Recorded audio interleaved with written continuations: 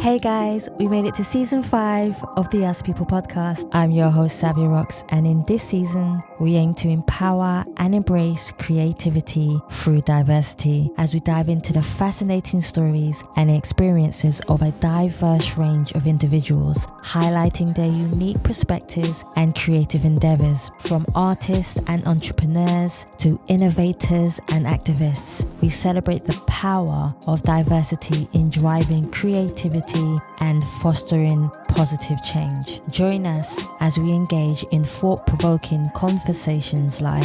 I made myself intentionally homeless in pursuit of my purpose. We're aware that a lot of people want to present and they were in my position, and what's worse, they weren't a white male, which is a joke that's even still a thing. I think my family never ever say you can't do something, so full of support for whatever dream. If I said tomorrow I want to fly to the moon, they'll probably say I wish you all the best, Mel. So guys, I just want to say thank you for supporting the Us People podcast for the past 5 years, and we look forward to sharing another new theme song with you. Let's go.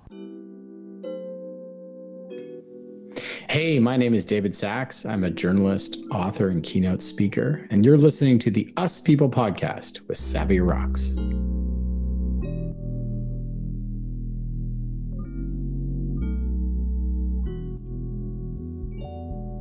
Hey guys, and welcome to another episode of the Us People podcast. I'm your host, Savvy Rocks, and today I'm humbled to have David Sax here with me, who is a journalist, author, and keynote speaker.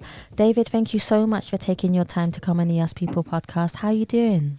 I'm great. Thank you for having me, Savia. This is awesome, and I'm excited to be here. Cool.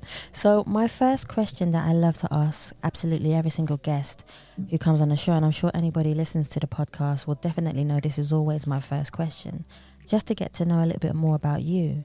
So David, could you tell me a little bit about your background of where you grew up, but also how that influenced you to be the person who you are today? Yeah, for sure. I grew up, I don't know, 5 kilometers north of here. So I'm from Toronto. I grew up in Toronto. I've lived around. So I've lived in New York. I lived in South America for a number of years when I was starting out as a journalist. And I've been back here, ever since, definitely the past 12 months to the day ever since. Haven't gone anywhere. And, I think, it's interesting because Toronto is a city kind of like London that's, full of people who come from all sorts of places, right? Yeah. It's a city that's a destination for immigration from different parts of the country and obviously different parts of the world. And so I think that really informed my curiosity about the world, which is kind of what's driven me to do the work that I've done. I mean, I love to find out about new things and new people and travel and go places and get to speak with people who I'd never get to speak with, even if they're in a corner of the city that I've never been to before, even if they're in my own backyard, or even if, they're on the other side of the world like you. So I interviewed someone today who literally grew up 10-minute walk from my house. Whoa. We both come from the same small circle of Jewish Torontonians in their early 40s. It's her last name is Sax with an E. I mean, she's we have all sorts of friends in common and whatever, but we'd never met, we never heard of each other. And then we had an incredible interview today for this new book I'm writing. And so it's sometimes you get to discover these interesting things in people that are right on your nose. And sometimes you have to travel around the world to discover something. And it's who I am. My next question for you, David, is it's more of a reflection question, which I love to ask people. So can you define who you are as a person, and who do you see when you look in the mirror, and what does your reflection say back to you as a person? But also, on the reverse of that question, have you ever looked in a mirror and not recognized the person staring back at you? That's a really good question. It's funny, I see this with my own kids. I mean, when my kids who are 7 and 4, you put them in front of a mirror, especially a full length mirror, and they're just they start talking to themselves. They make up little plays, they make up these little voices, they make these faces and sort of test who they are in the mirror. I I used to do that all the time. And then there gets to this point where you become self-conscious about it. You're like, well, you're just, this is stupid. This is childish. Why am I dancing in front of a mirror, making these weird faces or characters or voices in front? I used to like close the door and make these voices, I'd be like, hello, I'm Savia. I would just, not mocking you. I was just like, I would put on all these accents and just dumb stuff that you do. And I guess, that's always who I've been, is like, I've always been interested in those different voices and those different perspectives. And, the mirror allows you to kind of transform, like it's a reflection of who you are, which is, what you're comfortable with in your own skin, but it allows you to sort of transform that. Interesting, like saying this now, we're on a video chat as well as a podcast chat, but, this year, like I've never looked at myself talking more. I mean, as you said in the intro, I'm a keynote speaker. I used to travel to a place and stand in front of a ballroom or a stage or whatever and talk to whatever the size the audience was. And now, like, I do one of these talks and it's like this. It's just like talking to my reflection for 40 minutes, and it's the weirdest, most soul-sucking thing. So I guess I forced you to confront who you are. And I think, like most of us, I'm people who, like, I'm okay to glance at my reflection, but staring at it for too long is deeply uncomfortable. Maybe I need to take psychedelics and do it one time. Maybe that's it. Oh, man. Oh, it's not that bad. I think I kind of got used to it, I think, after a while. After a year being in the house and being in London, at least you have the sun. We don't have the sun. We have more rain than any sun. So. We have the sun today. It's not California here. It's still Toronto. Yeah. So how did your journey begin when it came to being a journalist, author, and keynote speaker? Because all of them, I know they can all intertwine into each other because they're all very creative. Yeah, well, I think it's, like many people who found their way into some sort of creative field, probably like you with photography and podcasts. And I could assume music based on all the gear behind you, which you do not need for a simple podcast. I mean, unless you're composing, the jingle for it. Like, what is that thing in the yellow behind you with the big buttons on it? Which one down here? Okay. Yeah. We'll talk about the studio. Okay. Oh, okay. I thought it was so down here. Yeah. I have like an M audio box here, which is connected underneath it. I've got two towers on this side. So I've got a PC tower and I've got an Apple Mac tower, which I have. I was a professional songwriter before I started any of this. Okay. So it's going to start to make sense now. Got it. And on the other side, I have, it's behind me, you can see my keyboard. So yeah, I play the piano. And on the other side, I have... This is me. I've been trying to learn last year, but... See? I could play Lean On Me. I can play the chords to Lean On Me. I started on a little keyboard. It was tiny. Yeah. And I broke my dad's... I broke my dad's keyboard. Yeah, and then I built it up. And then... Nice. Same with photography. Like, all the camera gear is up here somewhere. Yeah. So I kind of just build it up as I go along and just do the best that I can what I have, Well, that's it. So I was the kid that talked to himself in the mirror, and I always like to, give talks at school if there was like some assignment. Like, I had no problem getting up in front of the class.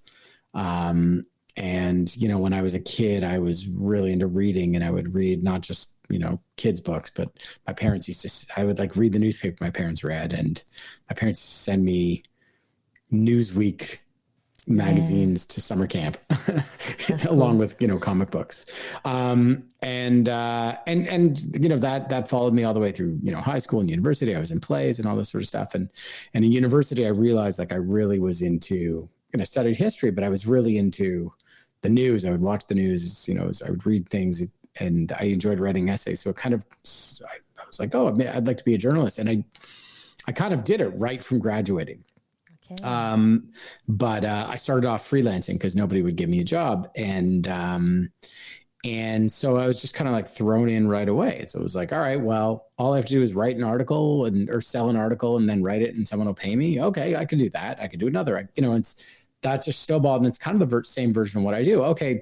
I'd like to write a book. Well, all I have to do is write a proposal and if like a publisher wants it, they give me money to write it. Okay, great. And like, I've done that now, 4 times now, working on the 5th. So, and the speaking was, the first book came out and I went out on book tour and I was like, hey, I really enjoyed like talking at these events about the books. And someone's like, well, you can get paid for that. I was like, oh, go on.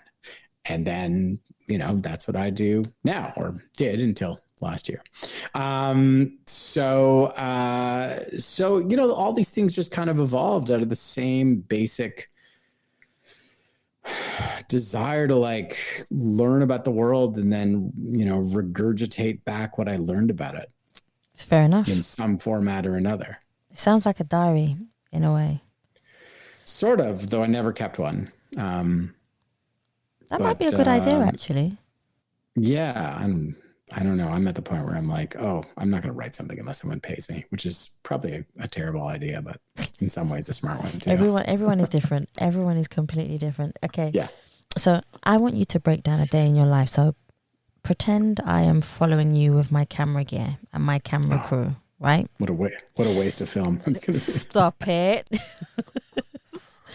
I want to know what you do when you wake up in the morning to when you have a creative idea for writing. Mm-hmm. It could be speaking or writing or just being a journalist. Take me through the process of what you do creatively to when you have a finished product. This is just so anybody who wants to get in your field of work can understand exactly what you go through. Yeah, I mean, all the ideas that I have are sort of like distillations of the same thing, but just on a different scale. So an article is, a singular small idea, a nugget of curiosity. How does that work? Or, why isn't someone like talking about this? Or this is something that's really like sticking in my teeth, intellectually speaking.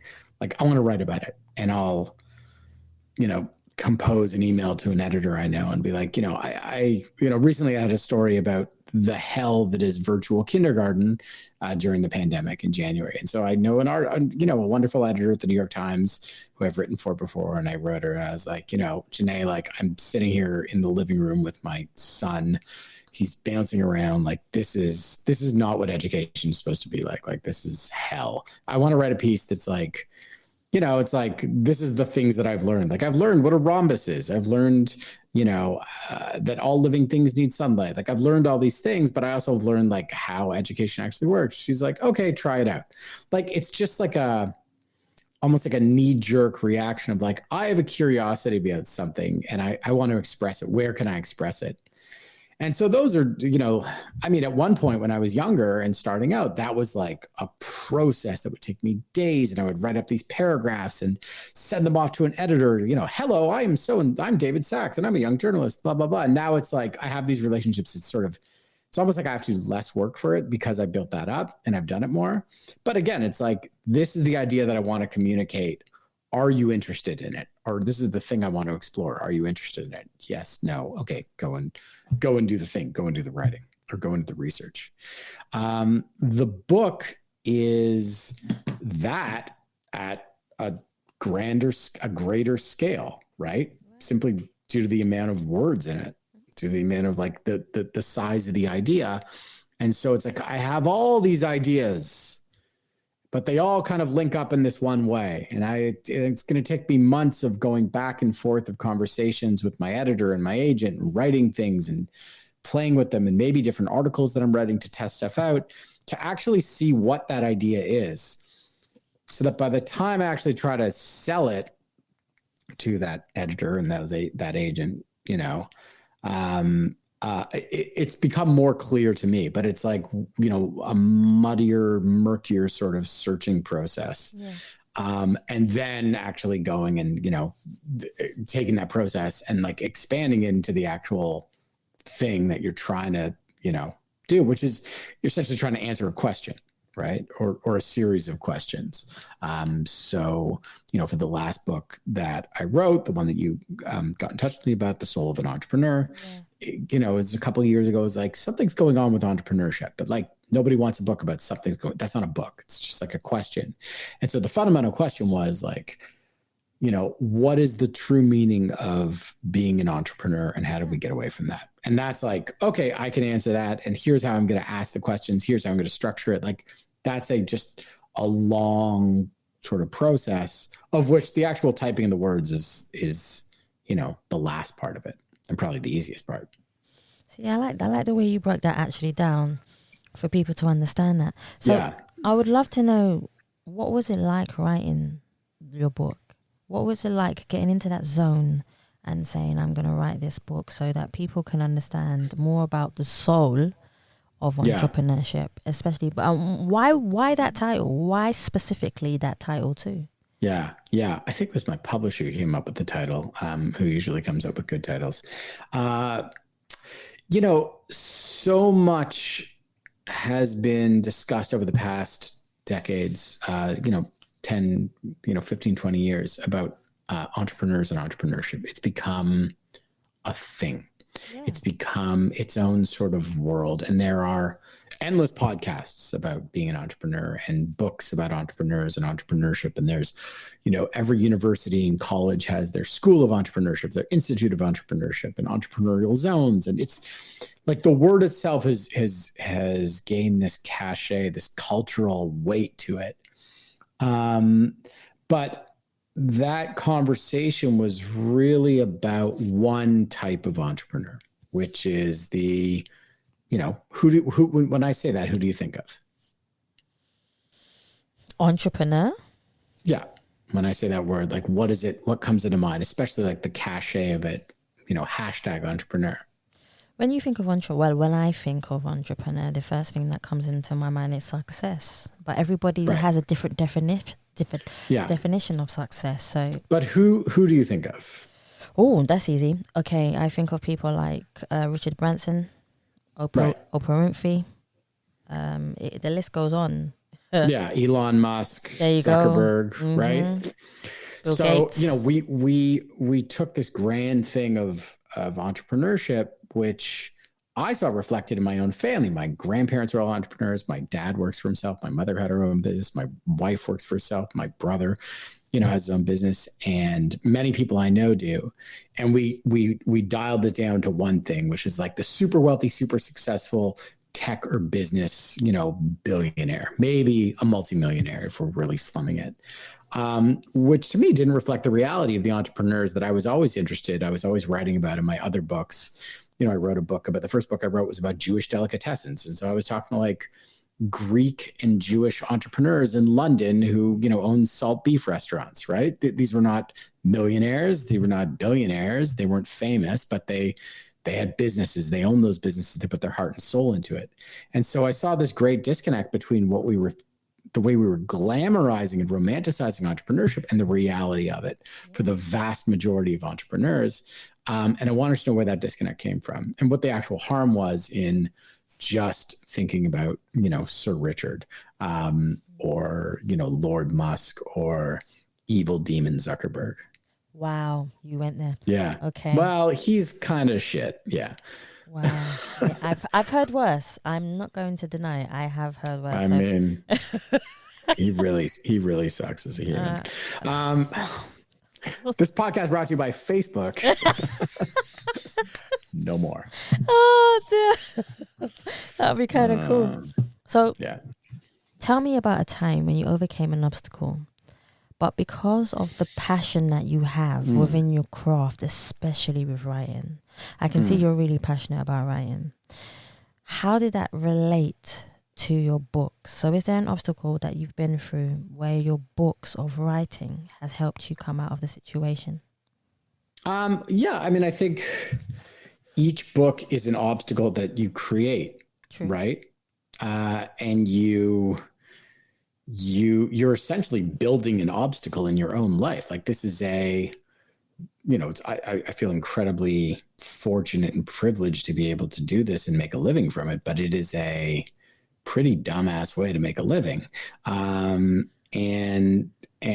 so, you're like, okay, I'm going to spend 2 to 5 years wrestling with this idea in my head, for the slim chance that someone's going to be interested in it and pay, 12 quid to buy this book and read it. And the odds are that they're not, I mean, and so throughout that entire process, it is a series of obstacles and struggles, the greatest of which is your own, sense of self-doubt and self-worth. For this book, I really, really had to struggle with that. And that was actually an issue that I tackled in the book, and the way entrepreneurs have to face that. That's quite different than the way that people who have a job do. And so, I think it's, again, that same curiosity is what keeps driving it. So for my third book, The Revenge of Analog, which came out in 2016, I had the idea for that book years before, when I was writing my first book. So it was like 2007. I was like, there's something happening with, record players. Like, I could see people buying them, and I don't know, there's something going on with, everybody's getting these smartphones, but like, there's something going on with analog stuff. And I wrote, 3 book proposals. I tried to sell it to my publisher. They're like, we don't want this. I ended up getting a new publisher because they weren't even interested in it, and it just went nowhere. And that was like, okay, then I guess I got to write something else. This idea is dumb, but it kept coming. I kept coming back to it. I kept seeing it. I couldn't let it go. And I think that the obstacle kept presenting itself. It was like, okay, this obstacle is there, but I got to get around it to find a way to actually make that happen. And then, of course, there were obstacles when I was actually able to do that book. It's like, okay, there's all sorts of obstacles at every single point in the process. So the point where it's like, the book came out on the day of Trump's election, which was like a terrible, terrible time to release a book, except my last book, which came out in the middle of a pandemic. So like, you're just like, well, all right, what now? Like, this is what I do. So I got to find a way around it. I got to keep going or figure something out. So, yeah, I think but ultimately it's like, the reason that I did this, and the thing that I love about this, is actually the act of doing it. It's not the reward that's there. I don't do it for free, but it's not, I'm not setting up the objective of success as selling X number of books. Yeah. It's just like, I get to do this thing. Do I get paid for it? Yes. Do I get paid enough that I can make a living and it pays for, my kids' lunches or, whatever, the life that I have? Great. And everything else is just kind of like gravy to that. See, I understand that. It's any creative field is hard. It's never going to be easy, but you have to believe in it, I think, more than anybody else does. Because if you don't believe in it, like you're saying, how is anybody going to pick up your book and going to want to buy it? Yeah, and you also have to enjoy the thing that you're doing. Exactly. Because if that itself is not the reward, then what is? Exactly. Right? And if you want to go into a field where the reward is a purely financial one, then there are many better things to do than writing books, giving talks, making podcasts, composing songs. That's definitely true.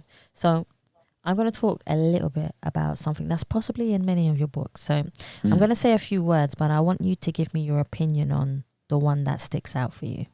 So power, culture, judgment, class, privilege, prejudice. Talk to me about how they make you feel. The ones that you remember that I've just said, how do they make you feel? I think culture is the one that's always stuck to me as the main unifier throughout the things that I do. A couple of years ago, someone was like, well, what type of writer are you? What do you write about? And I, at that time, I said, well, I write about the culture of business.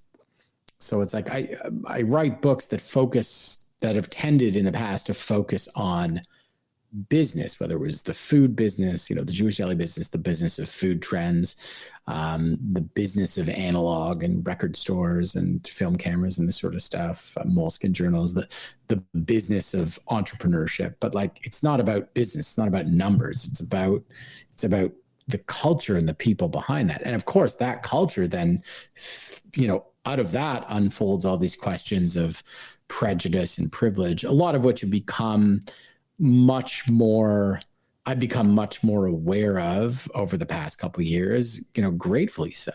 I mean, I probably, I touched on it in other things, but I think the like awakening social consciousness over the past couple of years of people like me, of what people such as you, a Black woman, experiences is, like this tremendous learning opportunity. Unquestionably, the most interesting and, engaging experience I had in this past book was really when I went down to, New Orleans and spent a couple of days interviewing African-American women in the hair and beauty business about what entrepreneurship meant to them. Yeah. And, the woman who was the center of it, this main character of the chapter, Jessica Dupart, who's known as the real BB Judy with like her 2 million Instagram followers and is huge now. She was getting there at the time. She had like, I don't know, a couple 100,000 or 100,000 or something.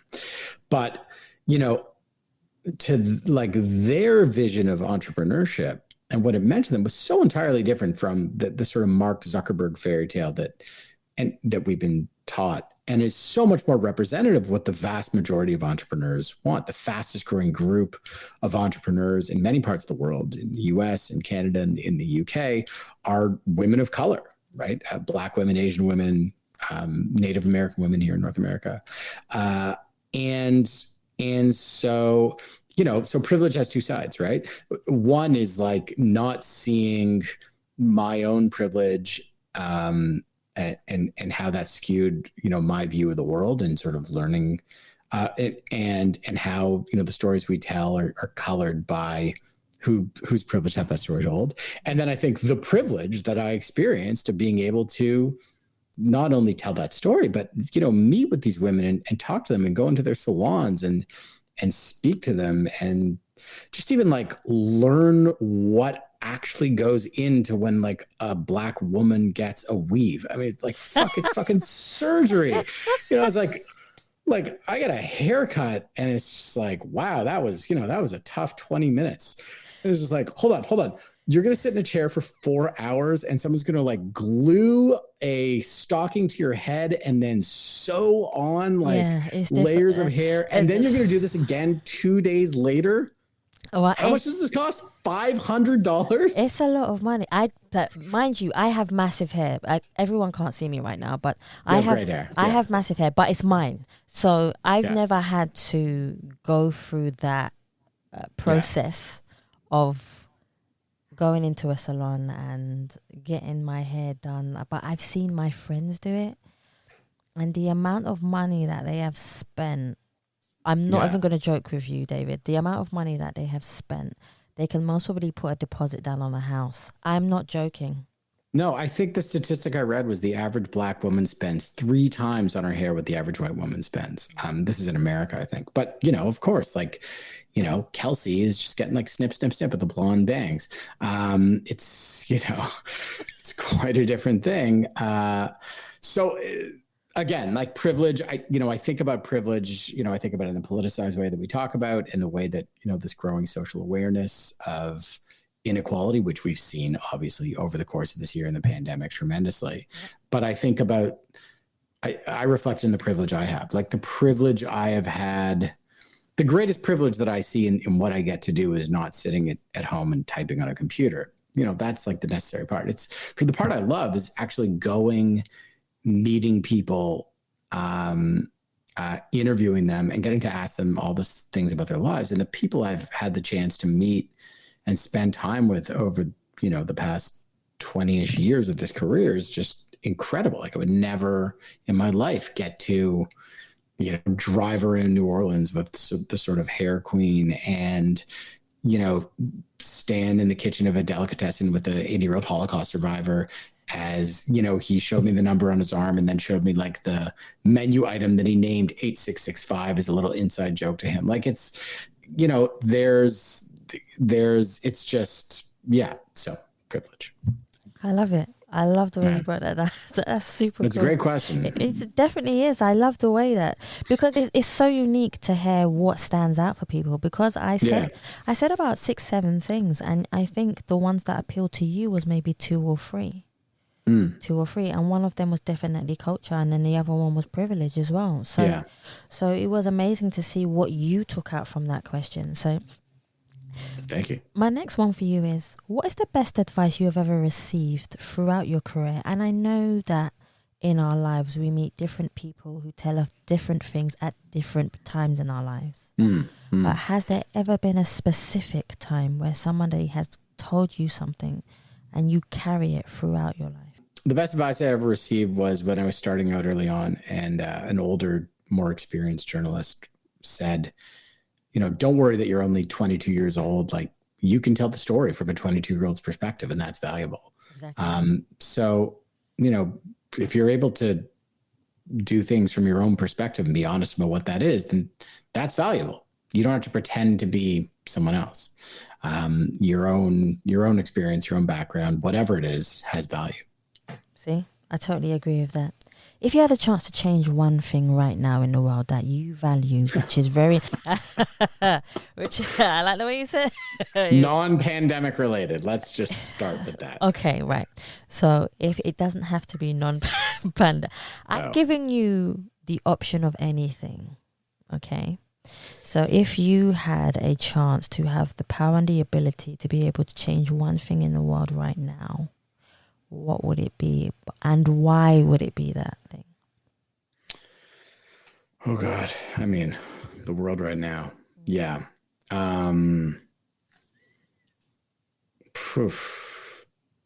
That's a huge one.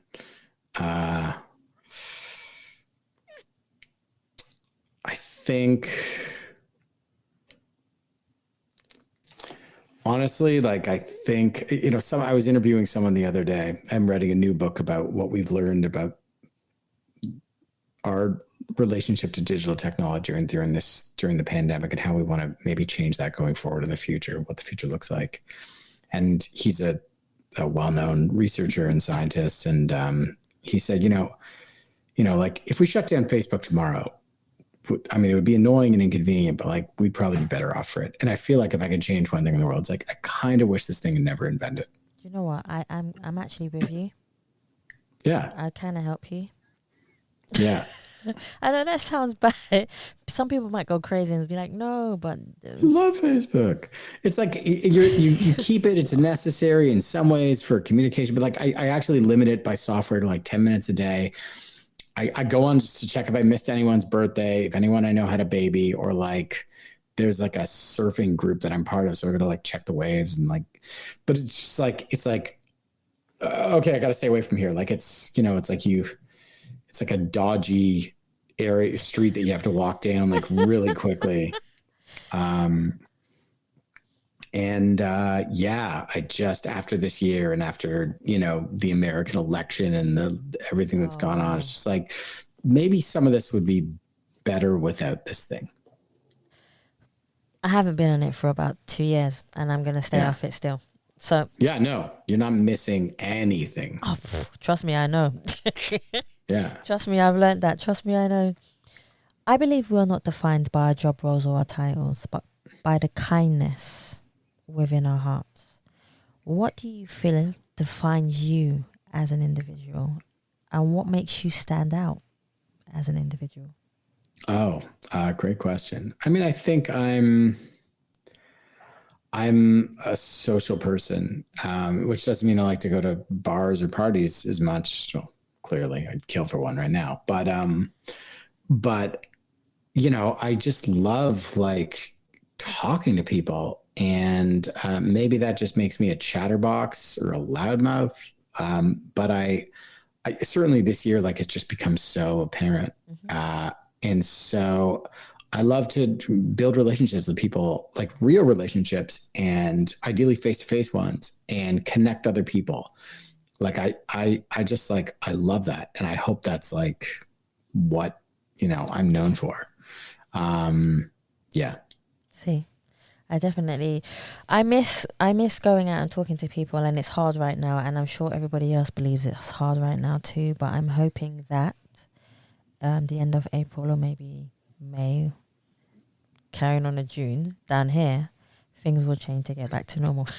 Oh yeah. Yeah. And I mean, I think like today was, I said, before we spoke, I said today was the first really warm, sunny day, and, at the beginning of the end of winter, like we're still legally in winter, but, it was 17 degrees here. And it's like, I was just out in the park. There was like a bunch of jazz students who like set up their instruments and they were playing, and people were walking, and, some are wearing masks and everyone's keeping their distance, but like people are talking and everyone's walking their dogs and they're asking about the puppies. And it's just like, this is what we need.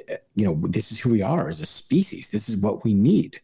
And even those little interactions over the past years, like this is the lifeblood of everything. I built my career around this. I mean, and you too, right? You talk to people, right? We're having this conversation, but,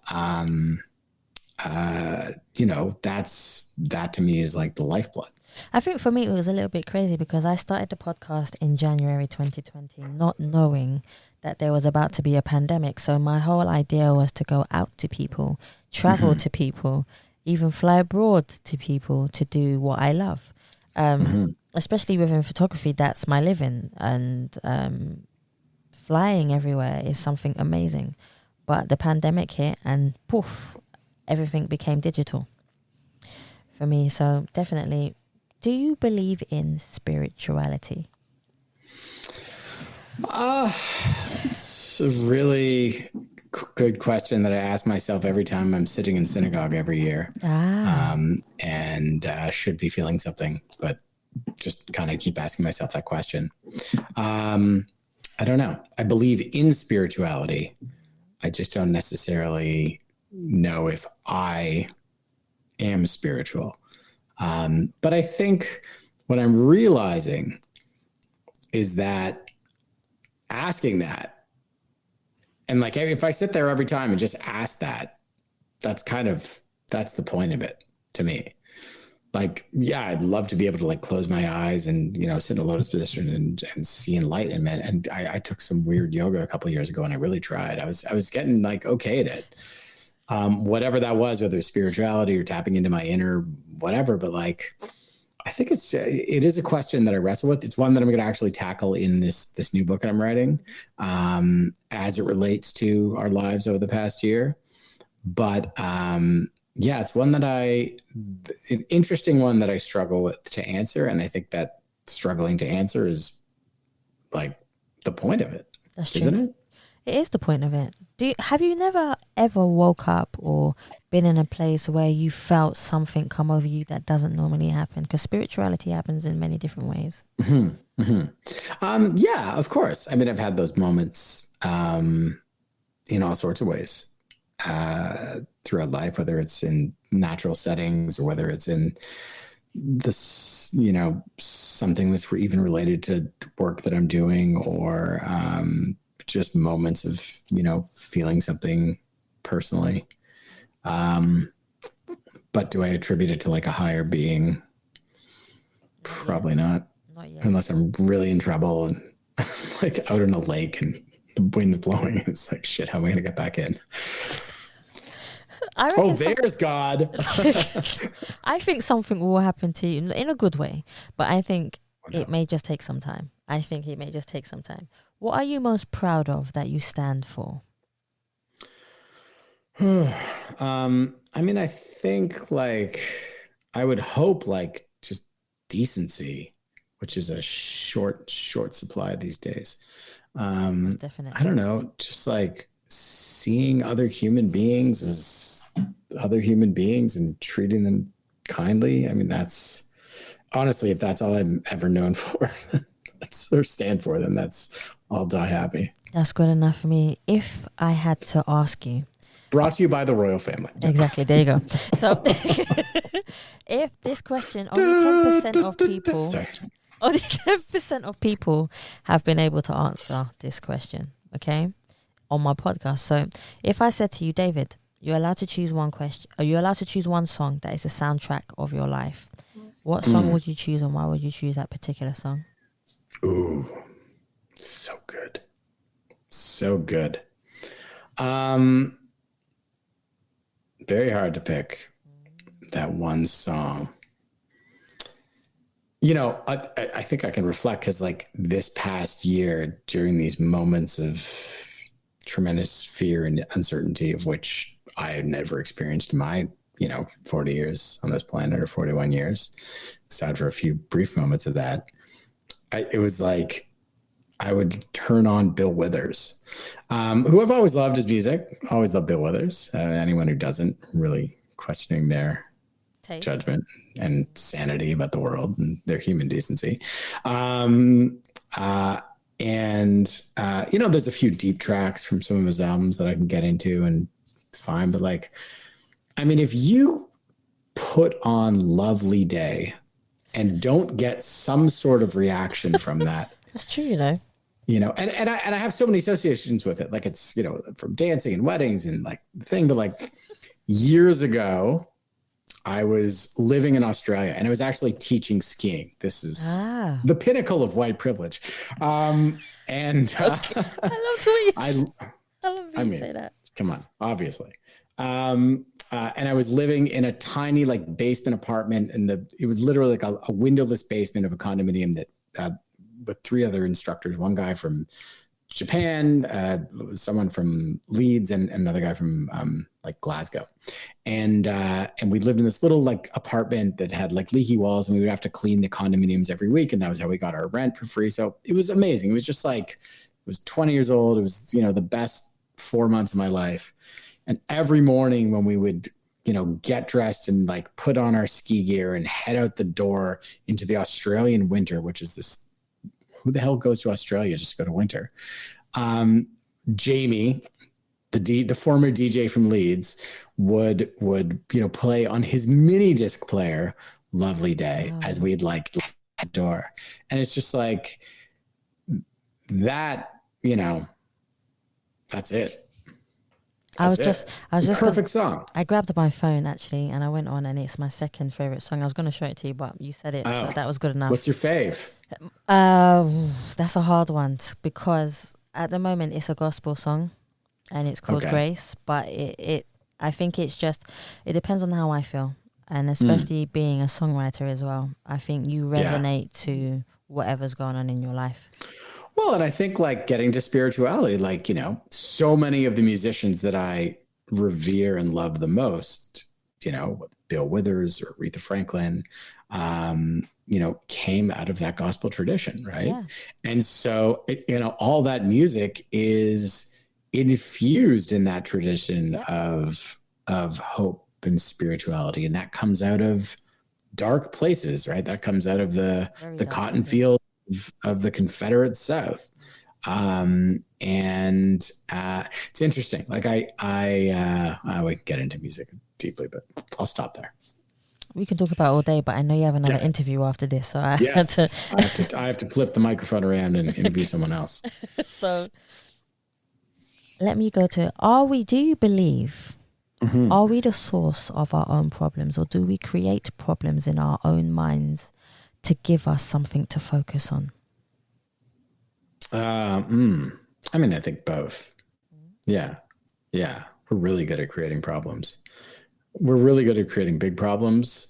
When we think we're creating solutions, we're really good at creating unnecessary problems when we don't have any or need any. That's true. So, yeah. Right now I'm writing about, again, what we've learned about this past year, what it's taught us about technology in our own lives and the place of digital technology and the place of analog things. And like so many things we created as a solution to something have created a problem. And it's harder to acknowledge that solution has become a problem often than it is to create, a new solution. I'm trying to think. Yeah. No, I understand it. Facebook being a great example. I know you really don't like Facebook, do you? Or whatever. Okay, well, I won't say Facebook. No,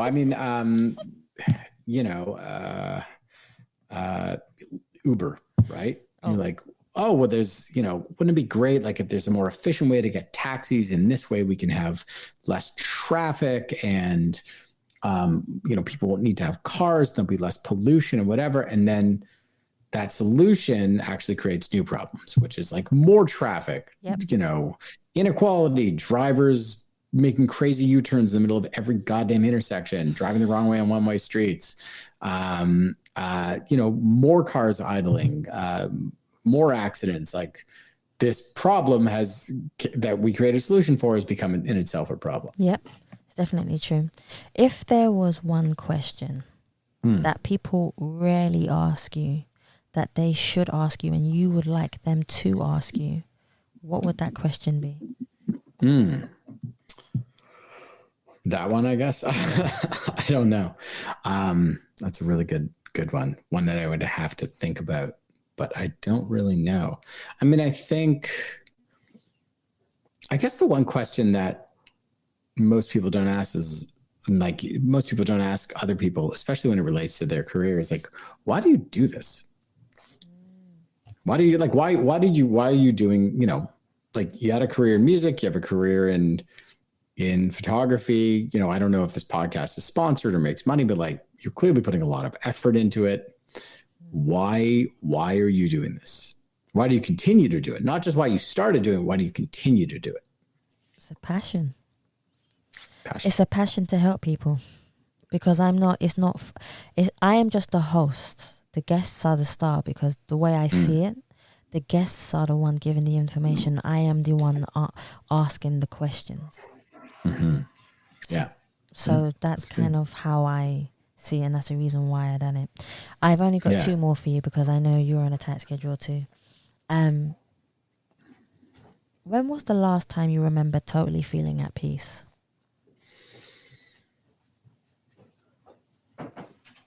I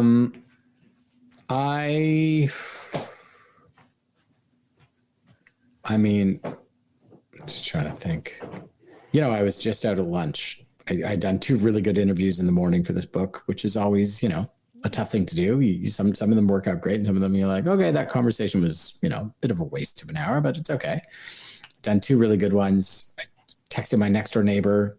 I was like, hey, should we go for a walk and get lunch? Got a great sandwich at this new place that opened up. You know, went to a park. It was sunny out, sitting in the sun, talking, eating a good sandwich, and then went to another park, and there's this jazz band that was playing all fall and summer, kind of at the end of the street in this park, just these students, and they were like really good. And then, you know, they went away for the winter because it's very cold here. It's not like London. And all of a sudden they were out. And I said the other day, I'm like, it'll really be spring when those like jazz geeks get out. And I was just sat there for, I don't know, 45 minutes listening to them, you know, put like $10 in their case. And it's just like, this is it. Like, I'm good. I'm good today. So yeah, that was an hour ago. Oh, wow. That's super cool. Namaste. That's super cool. So what would you like your legacy to be? When you feel, and only when you feel, David, that you have done enough, what would you like your legacy to be? I mean, the thing I say, which I never get, I still like, it's like, all right, I've lived, statistically speaking, close to half my life. So the thing that I really want to define the second half is like that he gave back, which I do here and there in little ways, but have I found the way that's done it, that's satisfied me? You know, I'm not Richard Branson. I don't have a foundation. I don't have, you know, I give a little bit of money here and there. I volunteer for this thing or that thing, but like, what is the thing that's going to allow me to feel as though I've given back as much as I can? I feel like increasingly as I get older, that's a desire that I want to fulfill. So I hopefully will do it, and then probably write a book about it. So at least I can make some money to give away or something. You'll be fine. You'll be absolutely fine. David, my last one for you before we go, okay? Which is, can you tell us where we can find you on all your social media platforms? Not Facebook, but all your social media platforms. And if anybody would like to get in contact with you the same way I've been privileged to, please tell us where they can find you. Sure. Yeah. I mean, I'm most often at Twitter, at Sax David, SAXDAVID. And, you know, that's it. Cool. That's where I am. So sounds good to me. I'm out there. I'm on the internet, even on Facebook, though not begrudgingly. Very begrudgingly. David, thank you so much for being so Thank patient. you, Savia. No. This was wonderful. No, you're welcome. You're so welcome. Thank you so much for taking your time to come on the podcast. I really appreciate it. No, you're welcome. Yeah, my pleasure. Guys, thank you so much for listening to the As People podcast. And please remember you can subscribe to Spotify, iTunes, Google Play, and any other platform that you prefer listening to. Please also follow us on Facebook, Instagram, and Twitter. And you can also donate to the As People podcast by simply going to the Savvy Rocks website or just typing in paypal.me/Us People podcast. Guys, thank you so much for listening. Stay happy, stay positive, and as always, please continue to be kind to one another.